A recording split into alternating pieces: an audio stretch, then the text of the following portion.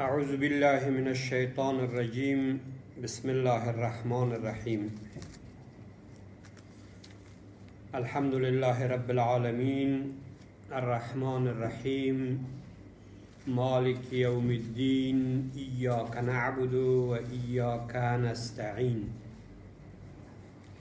اهدنا الصراط المستقيم صراط الذين أنعمت عليهم غير المغضوب عليهم ولا الضالين آمين. صدق الله العظيم.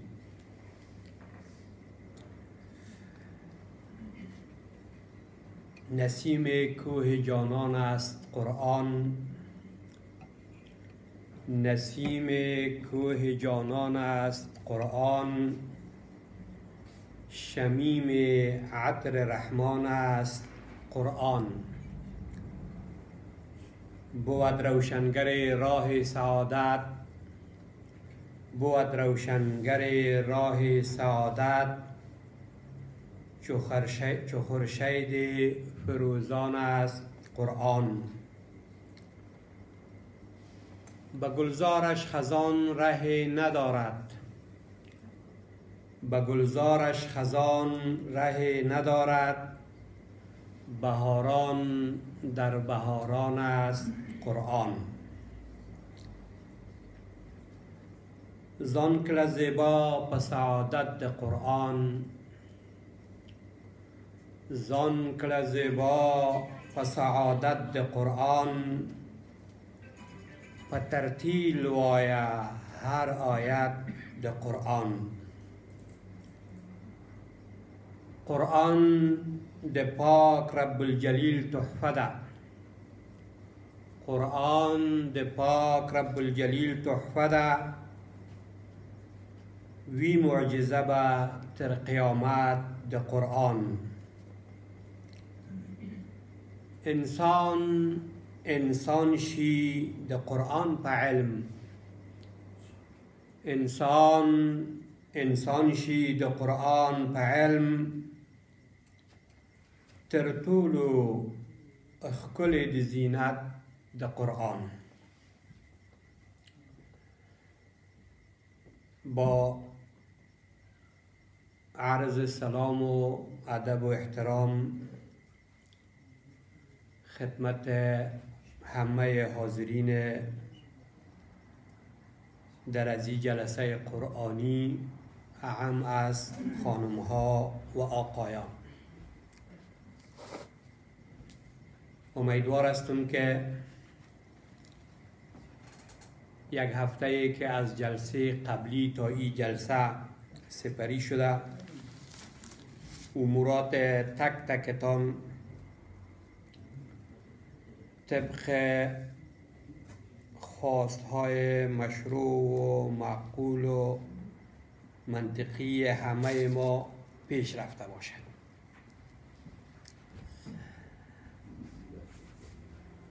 و خداوند جلت عظمته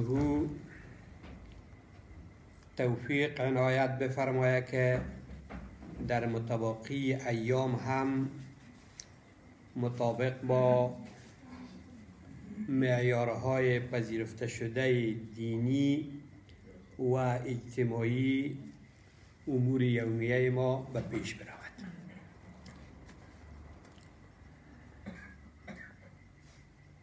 بحث ما در مورد سوره فاتحه بود. تقسیم بندی که سوره فاتحه را به خاطر فهم هرچه بیشتر مفهوم و معنایش کرده بودیم. یک عنوان ما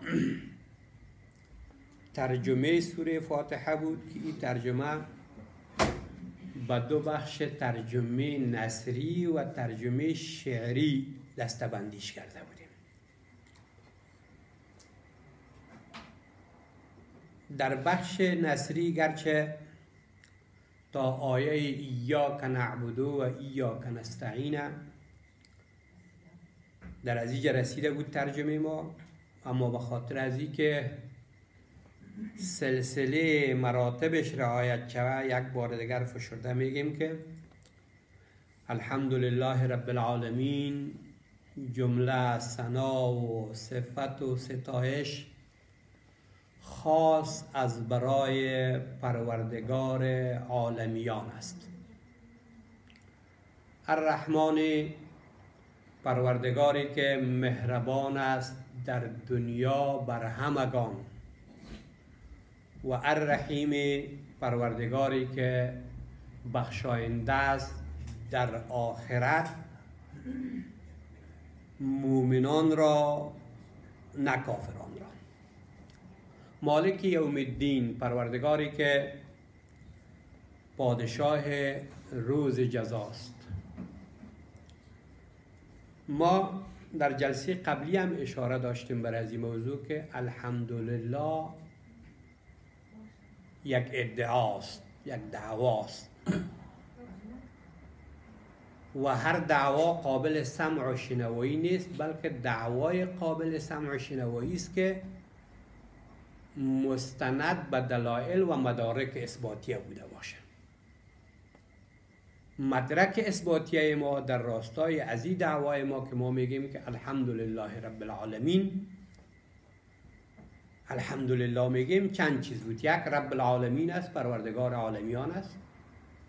یک کسی که پروردگار عالمیان باشه شایسته حمد و ثناست. دو، رحمان رحیم است که هم پیرامون رحمانیتش و هم پیرامون رحیمیتش به تفصیل بحث کردیم. یک کسی که رحمان و رحیم بوده باشه، برای بهبود و برای خیر و برای صلاح همگان بوده باشه شایسته ستایش است، شایسته عبادت است. مالک یوم الدین، پادشاه روز جزاست. در کنار صفات جمالیش صفات جلالی هم داره و او هم تقاضای از این میکنه که شایسته حمد و ستایش و صفت باشه. پس به این اساس این خدایی که دارای از این ویژگی هاست، ما چه رابطه باید به این داشته باشیم؟ باید رابطه ما رابطه عبودیت بوده باشد. رابطه عبودیت کدام رابطه است؟ که او خدا معبود ماست و ما عابد از او هستیم. خصوصیت از این عبادت چی بوده باشد؟ به تعبیر خود قرآن، ایاک نعبد، خاص تو را عبادت میکنیم، و ایاک نستعین، و خاص از تو کمک و مدد میخوایم. اگر یک قید دیگر هم امرایش اضافه کنیم در ترجمه چه بهتر میشه؟ ایاک نعبدو، خاص تو را عبادت میکنیم یا الله، هیچ کس دیگه ای را با تو عبادت نمیکنیم. و ایاک نستعین، و خاص از تو طلب کمک و معاونت میکنیم، از هیچ کس دیگه هم طلب کمک و طلب معاونت نمیکنیم.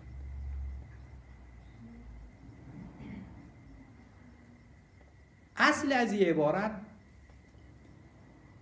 در عربی ساده اگر گفته شود، اگر کلام پروردگار نمی بود، عربی یک فرد عادی می بود، اینطور می بود که نعبد ایاک و نستعین ایاک، تو را عبادت میکنیم و از تو کمک میخوایم. اما آنچه که از این آیه مبارکه اراده الله جل عظمته از باز به این نمی رسید. در عربی ما یک قاعده داریم، البته در گرامر عربی میگه تقدیم و ما حقه التأخیر یفید الحصر والاختصاص. پیش ذکر کردن کلمه و عبارتی که حقش ایست که باید تو در پشت سر ذکر شود، او را که از جایش پیشتر میاری، مقدمتر میاری، میگه این افاده حصر و اختصاص میکنه. به همین خاطر است ما در ترجمه چی میگیم؟ میگیم ایاک نعبد، و خاص تو را عبادت میکنیم، و ایاک نستعین، و خاص از تو کمک میخوایم. انشاءالله سر عبادت و سر استعانت بعد از ترجمه لفظی و گونه تفصیلی انشاءالله صحبت میکنیم. اهدنا الصراط المستقیم، هدایت کن ما را یا الله به راه راست. راه راست کدام است؟ صراط الذین انعمت علیهم،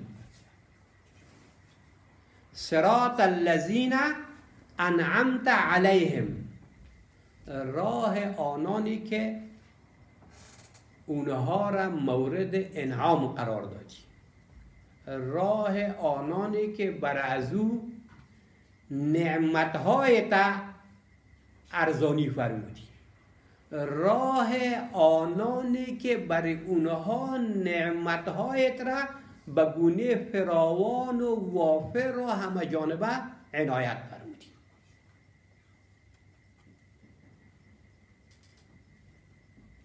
صراط الذین، راه آنانی که انعمت علیهم، بر ایشان نعمت عنایت کردی و عطا کردی، و در رأس نعمتها بزرگترین نعمت که عبارت از نعمت چی است؟ نعمت ایمان است. تفاسیر در بعد از آیت یک قید میگذارن، میگن که انعمت علیهم به نعمت الایمان، چون بزرگترین نعمت در بین نعمتهای الهی نعمت چی است؟ نعمت ایمان است. و پیرامون از این نعمت ایمان هم انشاءالله عرایض می داشته باشیم. غیر المغضوب علیهم، نه راه آنانی که بر ایشان خشم گرفتی، نه راه آنانی که بر ایشان غضب کردی، ولا الضالین، و نه راه گمراهان، و نه راه گمراهان. آمین، معنای آمین ایست که استجب دعاءنا یا رب العالمین، بپذیر دعای ما را ای پروردگار عالمیان. که آمین جز سوره فاتحه نیست، اما گفتنش در آخر سوره فاتحه سنت است که بعد از اینکه این آدم میگه باید سوره فاتحه را تلاوت میکنه، این آمین بگوید. این بخش ترجمه تحت اللفظی سوره مبارکه فاتحه بود که انشاءالله آل پیرامون هر کدامش به گونه تفصیل هم بحث می داشته باشیم. ما در جلسه گذشته هم اشاره داشتم که در کنار دانشمندان عمومی، دانشمندای ویژه و خاص دیگه ما که شعرا هستن هم قرآن عظیم و شان را تفسیر کردیم. ما اگر یک چیز برای خواهرها و برادرها بگیم، ما در مجلس قرآن نشستیم. مجلس قرآن، صاحب قرآن در پیرامونش برای ما یک راهنمایی داره. در هر جایی که هستیم، نه تنها در حلقه در ترجمه و تفسیر.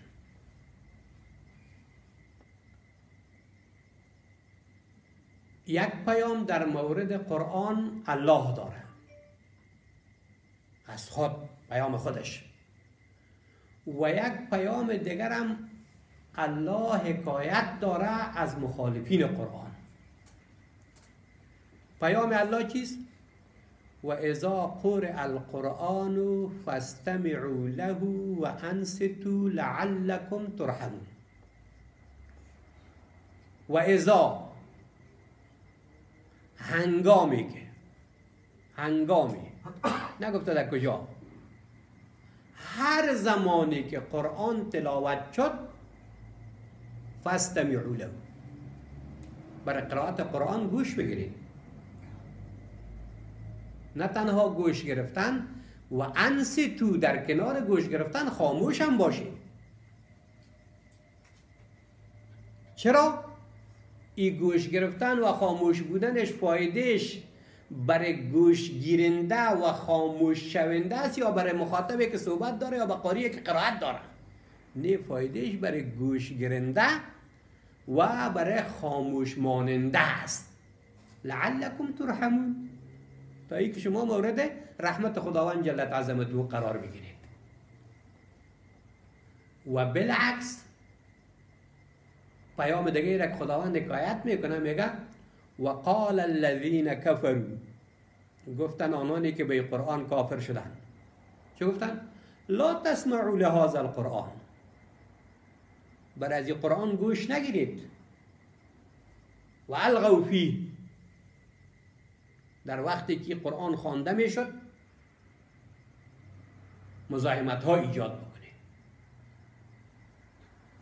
بنان ما برای طلب رحمت الله جل عظمته آمده ایم، کوشش بکنیم که اونمو رحمت الهی را به دست داریم و خدا نصیب ما بگردانه. در ترجمه شعری سوره هم میگه، اوجا گفته بودیم بسم الله الرحمن الرحیم، شروع میکنیم به نام خداونده که بخشاینده و مهربان است. شاعر چی میگه؟ سرآغاز گفتار نام خداست، سرآغاز گفتار نام خداست، که رحمتگر و مهربان خلق راست. این ترجمه بسم الله الرحمن الرحیم.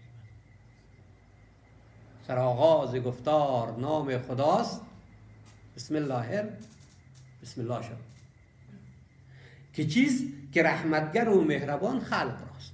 الرحمن الرحیم، این ترجمه الرحمن رحیم است. الحمدلله رب العالمین، ستایش بود ویژه کردگار، ستایش بود ویژه کردگار، که بر عالمین است پروردگار. الحمدلله رب العالمین، ستایش بود ویژه کردگار، که بر عالمین است پروردگار. که بخشنده و مهربان است نیست، بود صاحب عرصه رستخیز. الرحمن الرحیم، مالک یوم الدین. ایاک نعبد و ایاک نستعین، تو را می پرستیم و تنها و بس، تو را می پرستیم و تنها و بس، نداریم باور بغیر از تو کس. بغیر از تو نداریم یاور، بغیر از تو کس، معاونت و کمک کننده دیگه بجز از تو نداریم. اهدنا الصراط المستقیم، بشو هادی ما براه درست، بشو هادی ما براه درست، راه آن که منعم ز نعمات توست. صراط الذین انعمت علیهم، راه آن که منعم ز نعمات توست. غیر المغضوب علیهم، نه آنان که خشمت بر ایشان رواست، نه آنان که خشمت بر ایشان رواست، نه آنها که هستند گمراه ز راه راست. ولضالین. این ترجمه شعری سوره مبارکه حمد است. بعد از اینکه از ترجمه تحت لفظی سوره مبارکه حمد خلاص شدیم، اما قسمی که در آغاز از این سوره مبارکه ما گفته بودم، چند موضوع یا عنوان دیگه داده بودیم که بعد از ترجمهش که ترجمه نثری و ترجمه شعری بود، تفسیر. در تفسیر و توضیح دو چیز گفته بودیم، یکی معانی کلمات و دوم بیان احکام. احکام در از این سوره مبارکه از کجا شروع میشه؟ اولین بحث در سوره فاتحه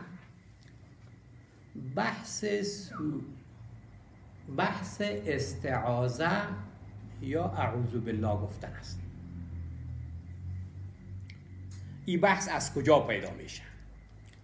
ما در قرآن عظیم الشان آیه‌ای داریم که در این راستا ما را امر میکند. نه تنها یک آیت بلکه چندین آیه‌ای داریم که در رابطه با استعاذه. استعاذه خودش از عوض گرفته شده است. عوض به معنای پناه خواستن است.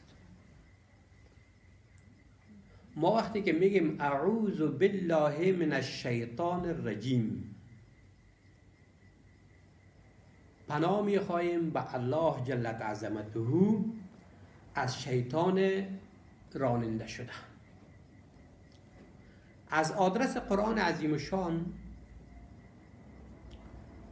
ما دو تا دشمن داریم. اصلا یک تا دشمن داریم. باز این دشمن به دو بخش تقسیم شده. یک تا دشمن ما کی است؟ شیطان است.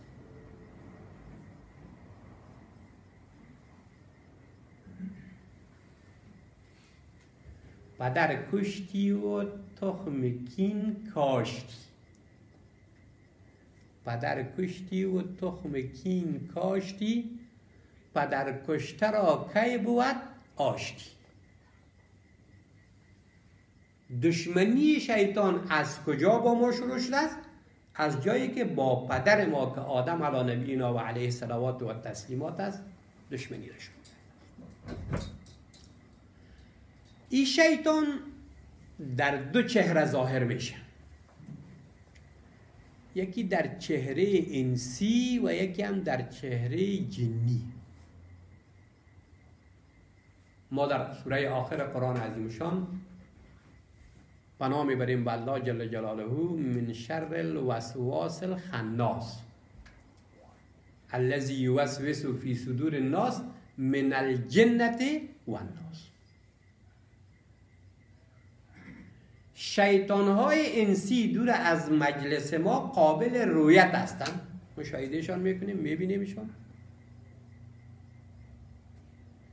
شیطان‌های جنی به اساس تعریفی که از جن است اجسام غیر قابل رویت هستند.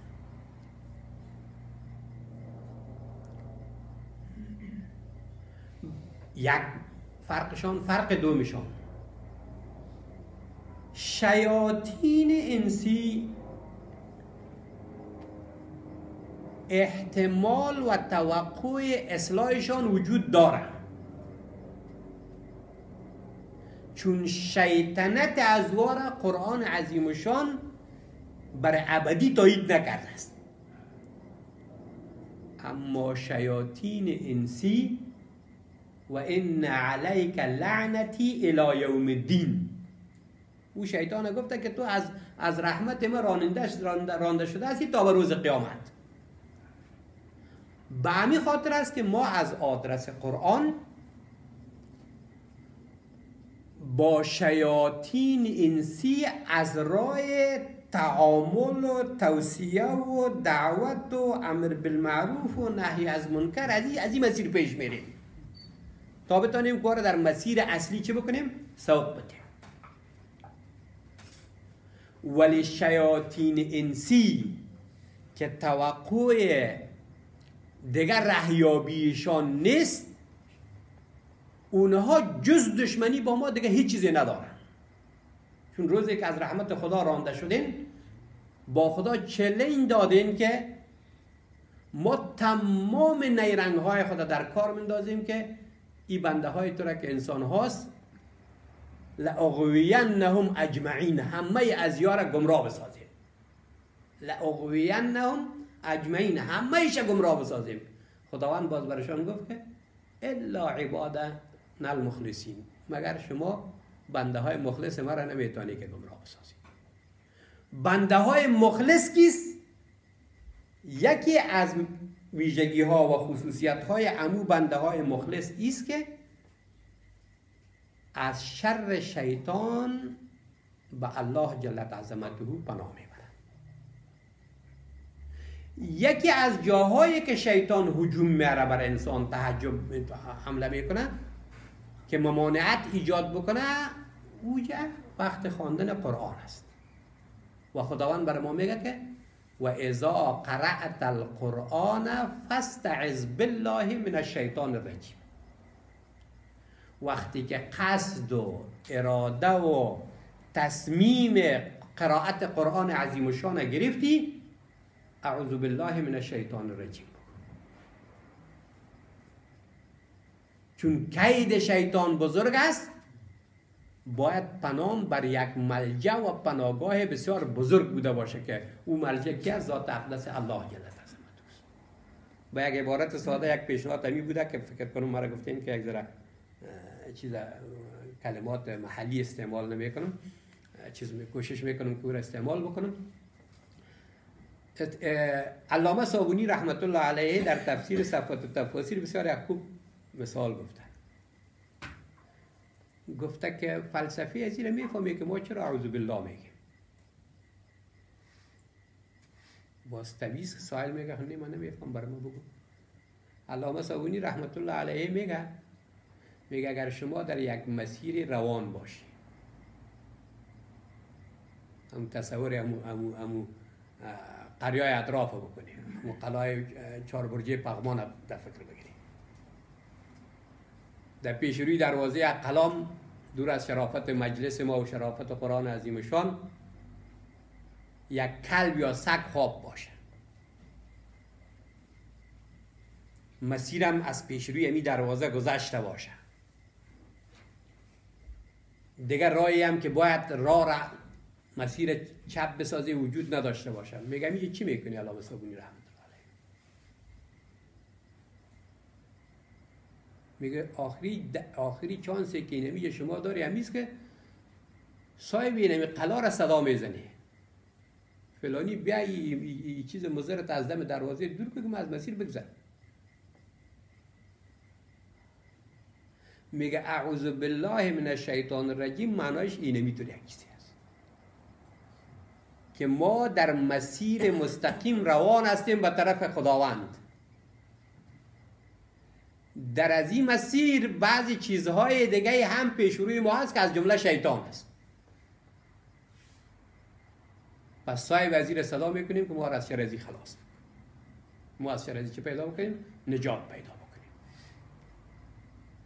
پس استعاذه در آغاز تلاوت قرآن عظیم شان به اساس امی آیه مبارکه و اذا قرأت القرآن فاستعذ بالله من الشیطان الرجیم، این سنت است که آدم باید اعوذ بالله من الشیطان الرجیم بگه و بعد از اون قرآن عظیم شان آغاز بکنن. چرا؟ قرآن میگه اما ینزغنک من الشیطان نزغ فاستعذ بالله. هرگاه وسوسه شیطان برات پیش شد با خداوند جل عظمته پناه ببر. و در جای دیگه شیوه از این پناه بردن قرآن برای ما تعلیم میده، میگه و قل بگو در از اعوذ بالله گفتن چی بگو؟ رب اعوذ بک من همزات الشیاطین، پروردگارا از وسوسه های شیطان به تو پناه میبرم. و اعوذ بک رب ان یحضرون، و به تو پناه میبرم ای الله جل عظمته که شیاطین در جایی که من هستم در از چی شون؟ حاضر شون و مزاحمت ایجاد بکنن. آیات متعددی داریم که در این راستا ما را راهنمایی میکند. فکر کنم که همین یک آیه مبارکه ای که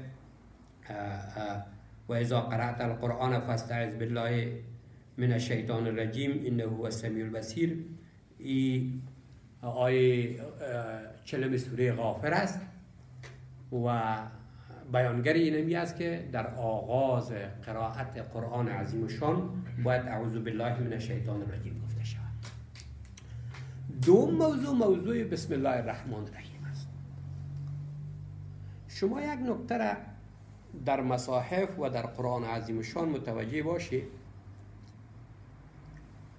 وقتی که تلاوت میکنی ما تقریبا 4 نوع مصحف دیدیم. یک مصحف است که نوشته کرده بسم الله الرحمن الرحیم، شماره 1 زده است، اینمی بسم الله الرحمن الرحیم آیه اولی سوره فاتحه، رفته تا آخر سوره فاتحه را 7 آیت.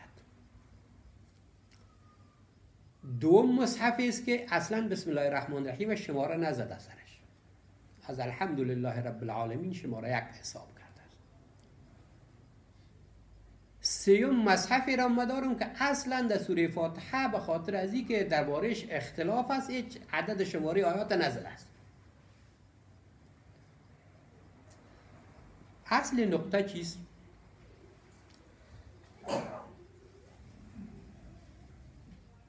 ما یک بسم الله الرحمن الرحیم در سوره نمل داریم. در واقع سلیمان علیه السلام و بلقیس که پادشاه سبا است، سلیمان علیه السلام یک نامه برش روان میکنه. این نامه چیست؟ این نامه را بلقیس در شورای وزیرای خود بیرون میاره و بر ازوا میخوانه و قرآن جریان حکایت میکنه. متن این نامه همیست که انی القی الی کتاب کریم. سلیمان میگه که برای ما رسانده شده از جانب سلیمان یک کتاب با عزت، یک نامه با عزت. بنیادگذار پست رسانی یک پرنده ما و شما داریم به نام هدهد است. این نامه را امو رسانده است. متن از این نامه چیست؟ انه من سلیمان. این نامه از طرف سلیمان علیه السلام است. سرآغازش چیست؟ انه بسم الله الرحمن الرحیم، که خب مقدمه شد. پیامش چیست؟ الله تعالو علی و اتونی مسلمین. تمام شاهان جهان مراسلاتشان مطالعه بکنه، یک نامه پیدا بکنه که با اینمی کوتاهی عبارت همینطور یک پیام بزرگ داشته باشه. یک نقطه سلیمان برای پادشاه سبا گفت که الله تعالو علی و اتونی مسلمین. اگر ترجمه وطنی کی بکنه چی میگه؟ در مقابل ما کلانکاری نکنه، تسلیم شوی خلاص. الله تعالو علی، بلند پروازی نکنه در برابر ما. جاه و مقام و شان و شوکت و دبدبه و امکانات مادیه که در اختیار داره مغرورتان نسازم. ما یک ماموریت دارم، ما یک رسالت دارم. در عقب از اون ماموریت ما یک حمایت بزرگ معنوی هست. شما با ما مقابله کرده نمیتونه. فقط یک نقطه برای ما بگویید و اتونی مسلمین، بیایید تسلیم شوید.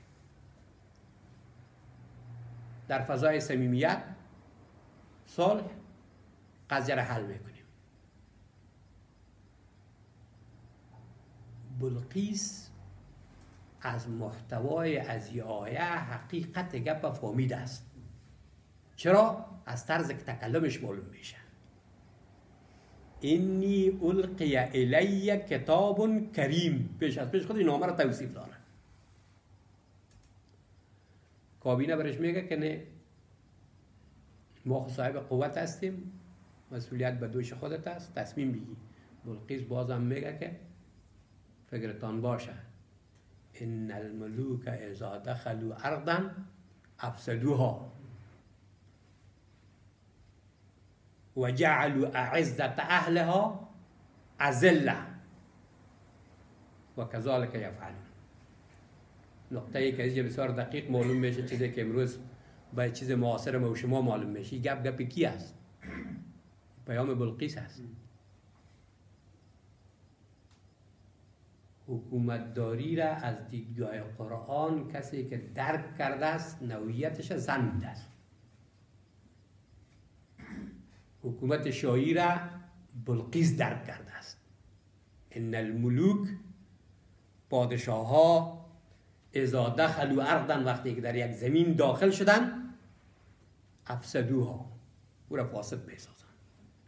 چرا؟ واقع لقصه منافع عامه نیستن و منافع خانوادگی و شخصی خود در نظر میگیرن. و جعلوا اعزت اهلها اذله، مردمای عزیز را چی میسازن؟ خوار و ذلیل میسازن. تا اینجا گپ کی است؟ گپ بلقیس است که قرآن حکایتش میکند. آل گپ بلقیس خدا اینقدر برش ارزش میده که تاییدش میکنه. خود خداوند هم اینجاش گپ خداوند است که میگه و کذالک یفعلون، ولی همینطور میکنه. تا اونجا هم گپ خداوند است حکایتا از بلقیس، و اینجا تاییدن گپ بلقیس حکایت از قرآن چی میکنه؟ تایید میکنه. سر از این باز جاش بحث میکنیم.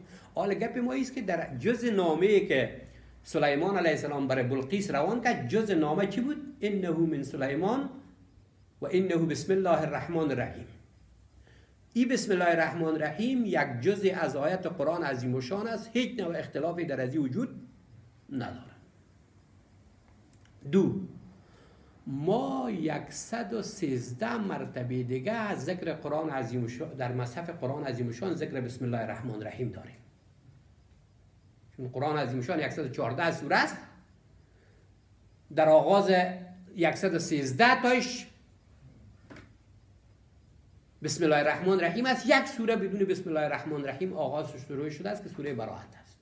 او را در جایش با سرش بحث میکنیم که چرا در سر سوره براءت بسم الله نوشته نشده است. یک پیام از این چیست؟ یک پیامش هم همیشه میگم،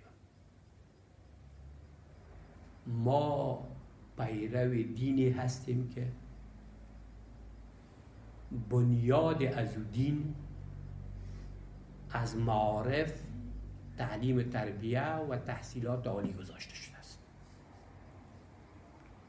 آنچه که قرنها دیگرها کشف کردند، ما در آغاز و بدایت کار خود از اینجا کار شروع کردیم. برای نخستین بار در دین ما شاگردی به نام محمد صلی الله علیه وسلم، پیش استادی به نام جبریل، در صنف درسی به نام غار حرا، برای فرا گرفتن کتاب و مضمونی به نام قرآن زانوی تلمس زد و هدفشان از این فرا گرفتن چی بود؟ لتخرج الناس من الظلمات الی النور. بنابراین آغاز دین ما، نسخه توصیه شده دین ما برای ناملایمات جامعه بشری، نسخه آموزش پرورش، تعلیم و تربیه و تحصیلات است.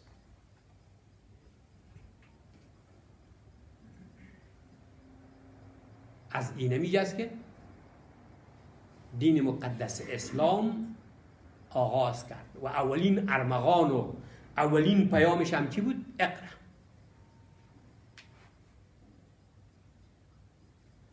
بخوان. خطاب اقرا برای کیست؟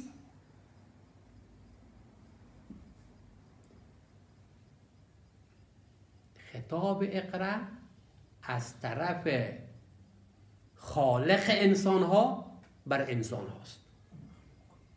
از کجا معلوم میشه؟ از بعداً معلوم میشه. اقرا بسم ربک الذی خلق، خلق الانسان من علق. مخاطب از اقرا کیست؟ انسان است. پس این معلم که از غار حرا آغاز کرد 23 سال تدریس کرد. در 23 سال 114 عنوان درس داد. 114 عنوان درس داد. در 114 عنوان 113 عنوانش به رحمت آغاز کرد. تنها یک عنوانش بدون رحمت آغاز کرد. پیامش چیست؟ که در دین ما درجه رحمت 113 مرتبه بالای غضب حاکم است.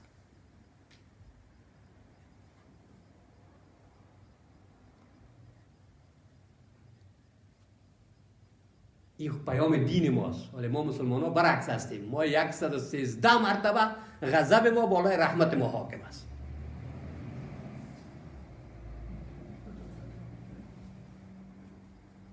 خب حالی 113 مرتبه آغاز هر سوره با بسم الله الرحمن الرحیم شده است و یک جای هم که سوره براءت است که اونجا اعلان بیزاری از مشرکین و از دشمنان قرآن است. دیگه اونجا موضوع رحمت و مهربانی مطرح نیست. بسم الله الرحمن الرحیم در اونجا نامد است.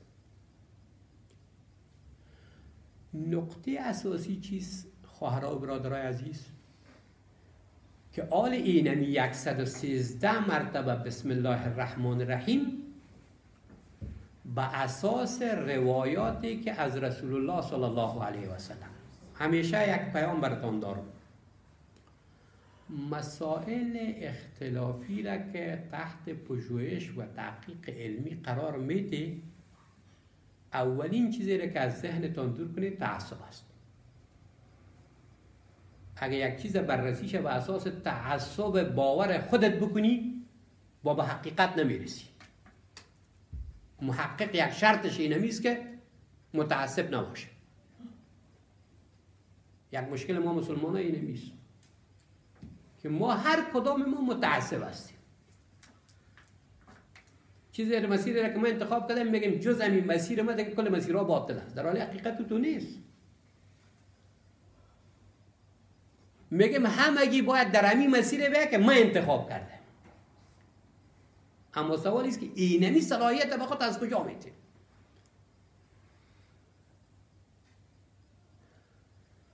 این اختلاف از دور آغاز تا به امروز ادامه داره و از امروز هم تا قیامت ادامه داره. ولی این اختلاف پیامدش غضب نیست، ما جور کردیم غضب. پیامد از این رحمت است. هر قدر مسائل جزئی فقهی اختلافی میشه، ساحه تطبیقش وسیع میشه. بر هر کس مطابق حالت خودش چانس زمینه تطبیقیش مساعد میشه. و همین علت است که به رحمت تبدیل میشه. اما ما به اساس تعصب و رحمت و چی تبدیل کردیم؟ به غضب تبدیل کردیم. منان اون نقطه تعصب که دور کنیم دیگه مشکل چی می بوده باشه؟ مشکل حل می بوده باشه. خب در مورد بسم الله الرحمن الرحیم 3 تا دیدگاه وجود دارد. یک، بسم الله الرحمن الرحیم جزء سوره فاتحه و جزء همه سوره های قرآن عظیم الشان است. این دیدگاه عبدالله ابن مبارک صاحب است. دلیلش چیست؟ دلیلش میگه یک چیزی که از قرآن نباشه چرا در قرآن باشه؟ همین که میگه در قرآن در مصحف ذکر است، معنیش چیست که از جمله قرآن است. دوم نظریه ایست که بسم الله الرحمن الرحیم جزء سوره فاتحه هم نیست،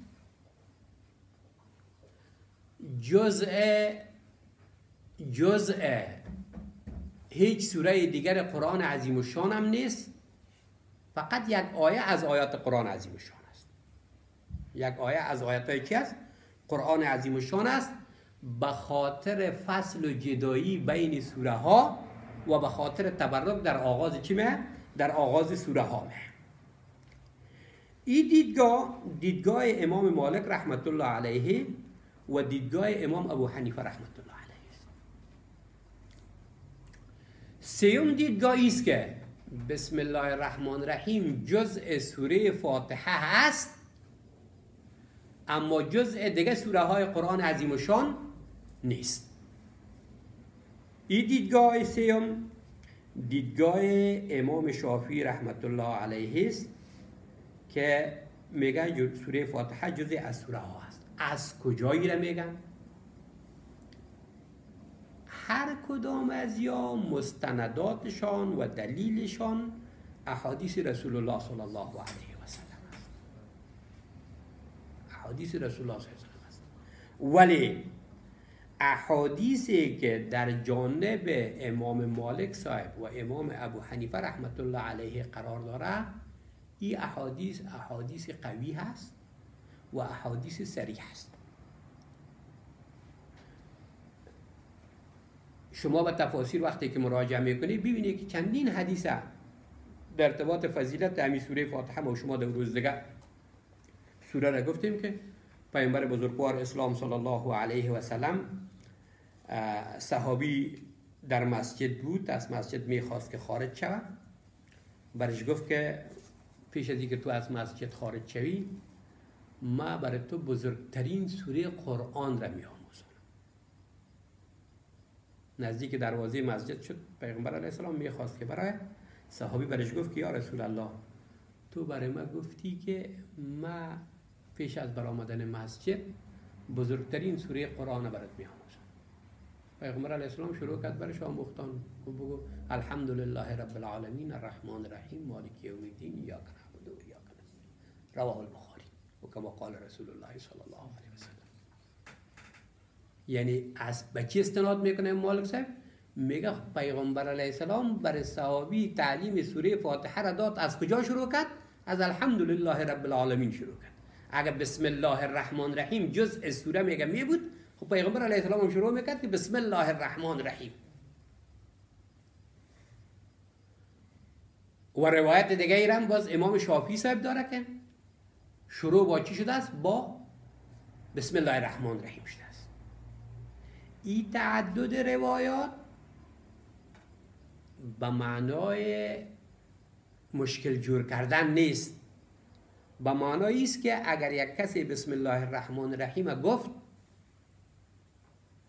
خلاف دین کار نکرده است، و اگر یک کس دیگه هم نگفت و هم خلاف دین کار نکرده است. او بر یک بخش یک روایت عمل کرده است و این هم بر یک بخش دیگه روایت چی کرده است؟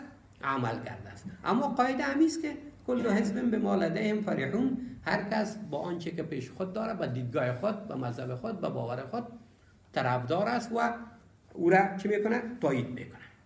به همین خاطر است که شما در مصحفایی که چاپ کشورهای عربی است، در اونجا که شما ببینید بسم الله الرحمن الرحیم یک آیت شمرده است. ولی اگر در مصحفایی که چاپ دیگه کشور هاست، چاپ تاج محل است و امثال از یاد، در اینجا سعی کنید که این نوشته نیست. مبداش اینمی اختلاف دیدگاه ها و اختلاف روایات است. خب ولی مسئله فقهی که مرتب میشه او چیست؟ کسایی که بسم الله را جز سوره فاتحه میشمارن و باید این بسم الله را در وقت قرائت هم مثل دیگه آیات فاتحه در نماز جهری جهر، در نماز خفیه بخوانن و میخوانن هم همونطور هم هست. و کسایی که نمیدانن که مذهب امام ابو حنیفه رحمت الله علیه همی است، و باز بسم الله الرحمن الرحیم اساس جز یک سوره نه، بلکه به اساس یک سنت نماز به طور خفیه میخوانند، ولی به طور چون قرائت‌های جهری قرائت قرآن عظیم الشان است، او را جز سوره نمیخوانند و او خواندم نمیشه. موضوع دوم، شما در ختمای تراویح متوجه بوده باشید که در کشور ما شما رایج است که قاری ما از آغاز تا انجام بسم الله الرحمن الرحیم نمیخوانه، باز در سپاره آخر یک بار بسم الله الرحمن الرحیم میخوانه، پیش از سوره اخلاص میخوانه. به خاطر از اینکه ما گفتم که یکی بسم الله الرحمن الرحیم سوره نمل است، اتفاقا آیت قرآن است. یکی دیگه بسم الله الرحمن الرحیم است، در این نکتهش اتفاق است که یک آیت قرآن است. اختلاف در چی است که جز هر سوره هست یا نیست. وقتی که جز هر سوره نیست، به همون خاطر به عنوان یک آیت در آخر یک بار قاری ما بسم الله الرحمن الرحیم با آواز جر میخوانن، مشکل چی میشه؟ حل میبوده باشه. ولی اگر کسی جز هر سوره میشمارش، باید در وقت هر سوره که میرسه و بسم الله الرحمن الرحیم بخونه. در جایی که مذهب امام پیروان مذهب امام شافعی صاحب شما عملا میبینید که همون قسم چی میشه؟ خوانده میشه.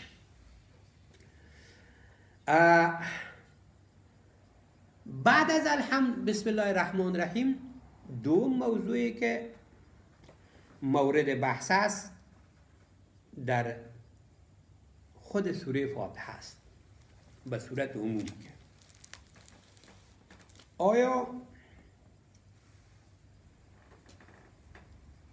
قرائت فاتحه در نماز یکی از ارکان نماز چیست؟ قرائت قرآن است. آیا امی قرائت مطلق قرآن است یا قرائت سوره فاتحه؟ ما دو چیز داریم. یک آیت قرآن عظیم الشان داریم.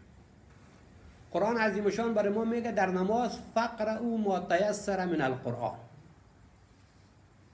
شما در نماز قرائت بکنید هر چیزی که براتون آسان است از قرآن، بدون از اینکه برای تعیین بکنه که کجا را قرائت بکنید. فقرؤوا ما تیسر من القرآن، هر جا قرآن که براتون آسان است بخونید. و در حدیث شریف هم ما داریم که میگه لا صلاة الا بفاتحة الکتاب. نماز بدون فاتحة الکتاب درست نمیشه، بدون الحمدلله درست نمیشه.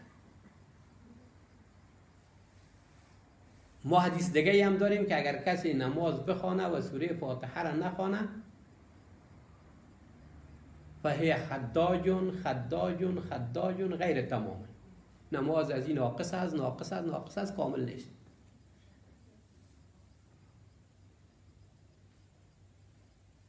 بناهن از اینجاست که اختلاف‌های دیدگاه پیدا میشه. فقه احناف مطلق قرائت فرض میدانه.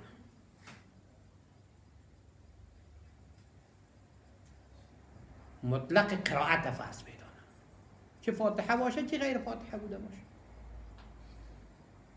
خواندن فاتحه را واجب بشماره. دیگه مذاهب باز خود خواندن فاتحه را واجب فرض میشمارن که باید فاتحه خوانده شد. نتیجه دیگه چی میبره؟ نتیجه میبره که اگر در یک نماز سوره فاتحه خواندن نشد، در نزد دیگه مذاهب اصلا اون نماز درست نشده است. ولی در نزد احناف اگر قرآن خوانده شد و سوره فاتحه خواندن نشد، اون نماز درست است.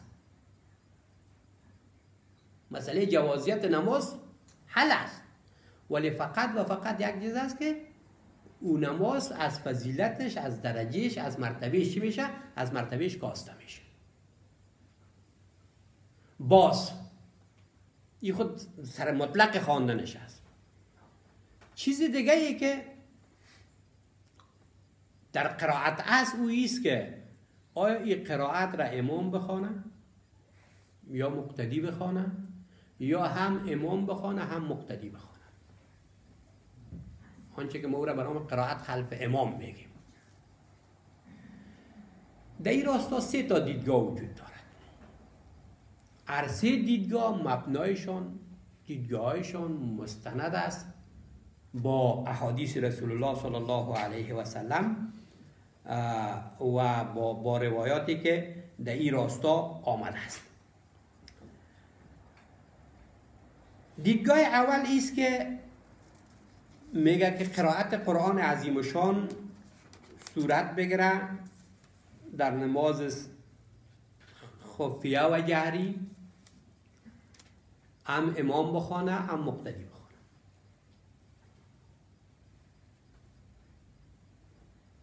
دلیلش هم اینمیست که قرائت از جمله ارکان نماز است و هر کس قرائت خدا باید خودش بخوانه. دیدگاه دومی است که در نمازهای جهری چون امام قرائت میخوانه مقتدی نخوانه، ولی در نمازهای خفیه مقتدی بخوانه. دیدگاه سوم همیست که اگر یک کسی منفرد و تنها گذار است در هر حالت قرائت خدا خودش بخوانه، ولی اگر یک کسی پشت امام است باز قرائت بگذاره که امام بخوانه. خاطر از اینکه در این راستا روایتی از رسول الله صلی الله علیه و سلم است که من کان له امام فقراءة الامام له قرائت. کسی که مقتدی امامی بود، قرائت امام قرائت عامیه است. و یک چیز دیگه هم ما داریم که السامع کالقاری، کسی که میشنوه قرآن عظیم و شان مثل از قرآن چه کرده باشه، قرائت کرده باشه. مذاهب اسلامی ما هم به اساس اینمی دلائل استوار است و هر کس جانب خود دلایل خود قوی بشماره و جانب مقابل طبیعی که تضعیف میکنن، ولی هیچ کسی به دلیل نیست، هیچ کسی به استدلال نیست که برای خود دلیل و استدلال نداشته باشه. پس این جمع است که ما میتونیم که از این غضب هم جور کنیم، از این رحمت هم جور کنیم. غضب که دیدگاه خود محکم بگیریم که اگر اینمی تو راست است نیست، ولی رحمت در عزیز که دیدگاه وسیع‌تر و گسترده‌تر داشته باشیم. یک و دوم به اکثریت احترام بگذاریم. اگر ما در یک مسجد میریم که مذهب پیروان مذهب امام شافعی صاحب است، اگر آمین بالجهر گفتن، اگر قرائت بسم الله الرحمن الرحیم بالجهر خواندن، ما به احترام داریم. ولی بالعکس اگر ما در یک مسجد دیگه میریم که تابعه و پیروای مذهب امام ابو حنیفه رحمت الله علیه است و حداقل نزاکت در مقابل ازوان ما باید چه بکنیم؟ رعایت بکنیم. اینطور نیست که یک بخش دلیل داشته باشه و یک بخش دیگه دلیل نداشته باشه. و ما افغان‌ها یک چیز متوجه باشه که به صورت عموم مبنای فقهی ما مذهب امام ابو حنیفه رحمت الله علیه هست و مذهبی که از هر دیدگاه برتری‌های خود داره. تفصیلی موضوعات در کتاب‌های فقه و در کتاب‌های حدیث هست. من فکر می‌کنم که در این بحث ما بالاتر از این زیادتر تشریح پیرامونش نمی‌گنجه.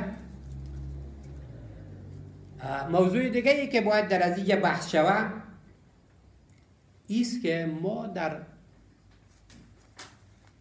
روز اول بحث ما گفته بودیم که موضوع قرآن عظیم الشان انسان است. این انسان به اعتبار باور از دیدگاه قرآن عظیم الشان به 3 گروه تقسیم شده است: مؤمنین، مشرکین و منافقین، یا مؤمنین، کفار و منافقین.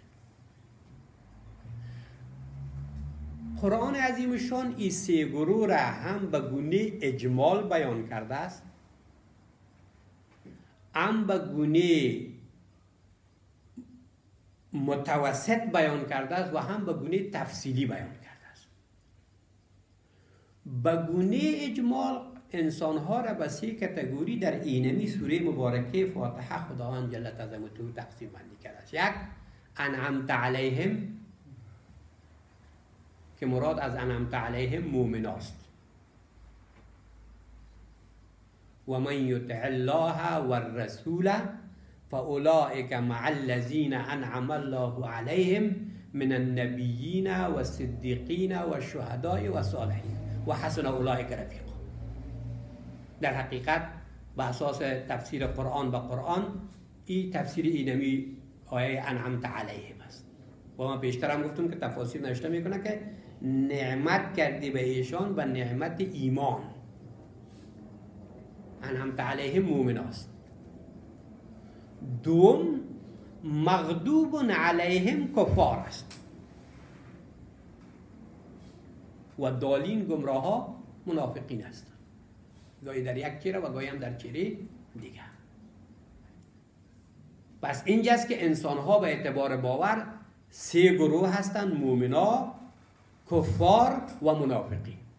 باز در آغاز سوره بعدی خداوند اینمی 3 گروه را کمی به تفصیل تر معرفی میکنه.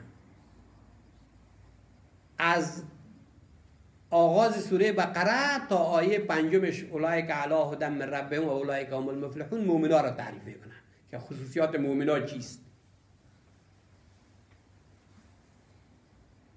باز در یک آیه دیگه کفار را تعریف میکنه.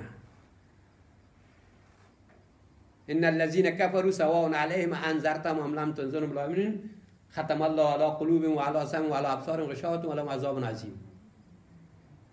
با تعقیب از او باز از و من الناس من یقول تا آخر رکوع منافقین معرفی میکنن. یعنی چه معنا؟ در اجمال در یک عبارت کلش انعمت علیهم مومن، مغضوب علیهم کافر، دالین منافقین. یک تفسیر دیگه میگه که انعمت علیهم مومن، مغضوب علیهم یهود، دالین نصارا. باز در تفصیل مومن در 5 آیت اول تعریف میکنه، کافر در 2 آیت تعریف میکنه، ولی منافق در 11 آیت دیگه تعریف میکنه، در 11 الی 13 آیت. به خاطر از این که معیار شناختای مومن هم خیلی مشخص است و معیار شناخت کافر هم خیلی چیز مشخص است و بدترین پدیده نفاق است و شناختن منافق هم خیلی دشوار است. به همون خاطر است که الله جل عظمته یک بار تعریفش میکنه، با بر چند تا مثال میگه، با بر مثال های خارجی میده و بالاخره میگه که منافق اینطور یک کسی است. و از دیدگاه پیامبر هم برای مؤمن وعده جنت، برای کافر وعده دوزخ، ولی برای منافق وعده پایینترین طبقه دوزخ. ان المنافقین فی الدرک الاسفل من النار. پس موضوع دیگه در سوره فاتحه تقسیم بندی انسانها بر 3 کاتگوری است، من حیث مقدمه و اجمال قرآن که باز در رکوع اول سوره بقره ای و تفصیل بیان میشه، باز در رکوع دوم از همهشان تقاضا میشه یا ایها الناس اعبدوا، شما عبادت الله جل عظمته را بکنید. آخری بحث ما کلمه آمین است. در ارتباط آمین همون قسمی که ما در وقت ترجمه اشاره داشتم، از دیدگاه گرامر عربی کلمه آمین را به نام اسم فعل میگن. معنای از این اسم فعل همون قسمی که ما گفتم معنایش میشه استجب، بپذیر، قبول بکن. حضرت عبدالله ابن عباس رضی الله تعالی عنهما میگه که ما از پیامبر صلی الله علیه و سلم پرسیدیم که یا رسول الله همین معنای آمین چیست؟ میگه پیغمبر علیه السلام به ما گفت که معنای آمین یعنی افعل. افعل چه معنی؟ یعنی خدای همین کار انجام بده. درخواستی که ما داریم، درخواست ما را، تقاضای ما را، پیشنهاد ما را چه بکن؟ پیشنهاد ما را بپذیر. به همین خاطر است که آمین گفتن در بعد از فاتحه در وقتهای دعا این یکی از سنت انبیا و ویژه سنت رسول الله صلی الله علیه و سلم. از ما در روایات داریم که همیشه موسی علیه السلام و هارون علیه السلام جایی که با هم می بودن، موسی علیه السلام دعا میکرد و هارون علیه السلام چه میکرد؟ آمین میگفت. و این آمینم یک اختلاف فقهی درش وجود داره که آیا این آمین تنها در نماز امام بگویه یا تنها مقتدی بگویه یا هم امام بگویه و هم مقتدی بگویه. یک دیدگاهی است که هم مقتدی بگویه هم امام بگویه. یک دیدگاهی است که تنها امام مقتدی بگویه امام نگویه. دلیلشان چیست؟ اوایی که میگن هم بگوین مطلق امر در نظر میگیرن. پیغمبر علیه السلام میگه که وقتی که امام آمین گفت شما آمین بگویید. وقتی که امام ولدالین گفت شما چی بکنید؟ آمین بگویید. به خاطر از این میگه که اگر کسی ای آمینش با آمین گفتن ملائکه هماهنگ شد، دعا از این چی میشه؟ پذیرفته میشه. معنیش اینه که ملائکه هم چی میکنن؟ آمین میگن. نقطه در چیست؟ کسایی که میگه که هم امام آمین بگویه هم مقتدی، میگه خداوند گفته که آمین بگویه، پیغمبر علیه السلام گفته که آمین بگویه. ولی کسایی که میگه نه تنها مقتدی بگویه امام نگویه و میگن که پیغمبر علیه السلام گفت که وظیفه امام هم تعیین کرد وظیفه مقتدی هم. میگه وقتی که امام گفت ولد دالین شما چی بگویی؟ آمین بگویی. خود امام میگه دستور نداده که امام چی بکنه؟ امام آمین بگوید. آمین بالجهر بگوید، آمین بالخفیه. همین عملا ما شما در مساجد میبینیم که اقتدار دوستای ما که پیرو مذهب ما شافعی صاحب هستن این آمین بلند میگن، چون میگه امام ولد دالین گفت. ولد دالین امام با چیز؟ با آواز بلند است. مقتدی هم آمین چی میگه؟ با آواز بلند میگه. ولی مذهب احناف میگه که نه خیر، آمین گفتن عبادت است.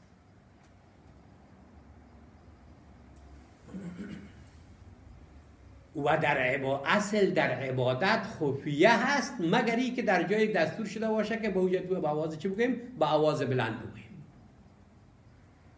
بس در آمین گفتن دستور با آواز بلند نشده است، دستور به گفتن آمین شده است. و آیت دیگه قرآن عظیمشان برای ادعو ربکم تضرعا و خفیه، دیگه جا میگه و دون الجهر، شما پروردگارتان یاد بکنید به بسیار عاجزی و با آهسته و با خفیه. به او خاطر است که مطابق از این آیت قرآن عظیمشان استدلال میکنن، میگن که آمین به آواز چی گفته شود؟ خفیه گفته شود. و این جانب طبیعی هم قوی است، چون استدلال با آیت چی میکنه؟ با آیت قرآن عظیمشان میکنه. به هر صورت این سوره فاتحه بود و احکامی که مربوط به سوره فاتحه میشد که برای هر کدام از اون ما اشارات داشتیم. تفاسیر هم به زبانهای عربی، هم به زبانهای خود ما شما، هم به زبان انگلیسی، پیرامون هر کدام از یا بحث مفصل و تفصیلی داشته است. کسایی که علاقمند است و تشنگیشان زیادتر در این راستا بوده باشه میتونه که مطالعه بکنن. در از این بحث خود خاتمه میتیم. برای دوستا برای چند دقیقه اگر کسی چیزی پرسانی داره، سوالی داره، خصوصا از خواهرای ما اگر چیزی برشان پوشیده مانده باشه، ما در خدمتشان هستیم.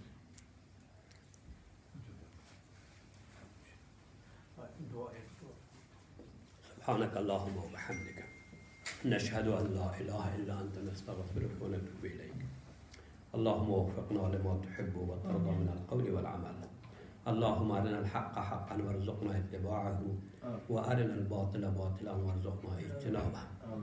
اللهم اهدنا الصراط المستقيم صراط الذين انعمت عليهم من النبيين والصديقين والشهداء والصالحين وحسن اولئك رفيقا.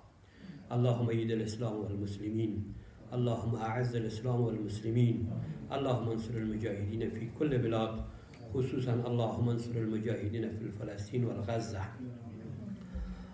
اللهم انا نسألك علما نافعا وعملا متقبلا ورزقا طيبا. وصلى الله تعالى على خير خلقه محمد وعلى آله وأصحابه أجمعين برحمتك يا رب.